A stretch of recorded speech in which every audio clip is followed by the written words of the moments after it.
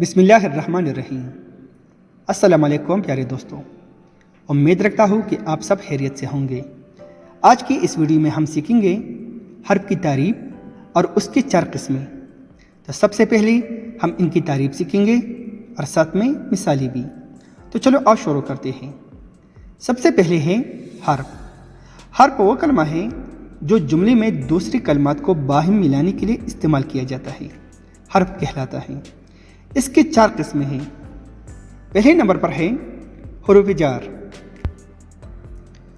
ایسے الفاظ جو اسموں کے ساتھ مل کر فعل کا تعلق اسم کے ساتھ ظاہر کریں حروف جار کہلاتے ہیں، اور جن اسموں کے بعد حروف جار آتے ہیں ان کو مجرور کہا جاتا ہے۔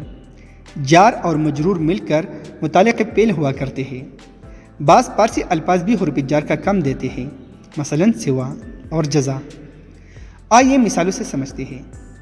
فاروق گھر میں بیٹھا ہے، کتاب الماری پر رکھ دو، زاہد سر سے پیر تک پسینے میں ڈوبا ہوا ہے۔ ان مثالوں میں پر سے تک اسموں کے ساتھ مل کر ان کا تعلق فعل کے ساتھ ظاہر کرتے ہیں۔ ایسے الفاظ حروف جار کہلاتے ہیں۔ 2 نمبر پر ہے حروف اتصال۔ وہ حروف جو کلموں اور جملوں کو آپس میں ملائیں حروف اتصال کہلاتے ہیں۔ آئیے مثالوں سے سمجھتے ہیں۔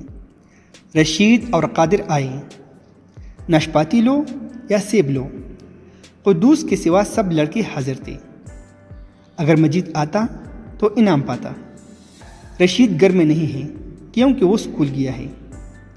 ایسی فقرے اتصال کہلاتے ہیں۔ ان مثالوں میں اور، یا، سوا، تو، کیونکہ یہ سب حروف کلموں اور جملوں کو آپس میں ملاتے ہیں۔ ایسے حروف اتصال کہلاتے ہیں۔ 3 نمبر پر ہے حروف اختصاص و شرکت۔ ایسے حروف جو تخصیص کے معنی پیدا کریں حروف اختصاص و شرکت کہلاتے ہیں۔ مثال کے طور پر خدا ہی ہمارا رازق ہے، صرف اللہ نے ہمیں پیدا کیا ہے، دولت محض ڈلتی چاؤں ہے۔ ان مثالوں میں صرف، ہی، محض تخصیص کے معنی دے رہے ہیں۔ رازق خاص خدا ہے، صرف اللہ ہی پیدا کرنے والا ہے۔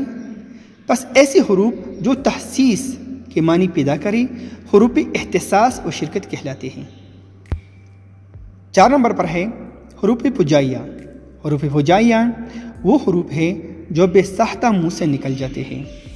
مثال کے طور پر آفرین، آپ امتحان میں کامیاب ہو گئے ہیں، مرحبا، تم نے اچھا کام کیا، شاباش، تم خوب کھیلے، اے خدا ہماری حالت پر رحم کر، افسوس کہ وہ محنت کا عادی نہیں۔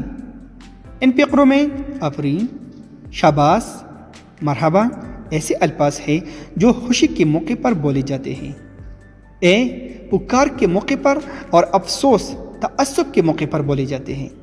ایسی حروف کو حروف فجائیہ کہتے ہیں۔ امید رکھتا ہوں کہ یہ ویڈیو آپ کے لیے کرامت ہوگا۔ ملتے ہیں ایک دوسری ویڈیو میں، تب تک کے لیے خدا حافظ، اللہ نگہبان۔